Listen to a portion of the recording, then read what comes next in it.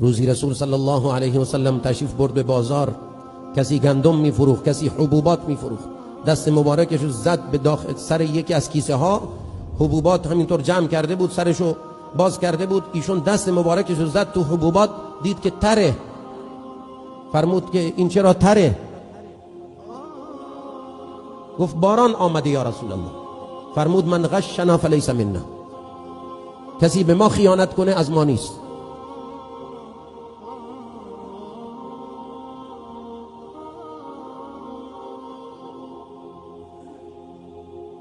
تقوا نباید از دید خودمون تعریف بکنیم. سالم زندگی کن، تولیداتت خوب باشه، رفتارت خوب باشه، معاملت درست باشه، زندگی کن، درست زندگی کن. این یعنی تقوا.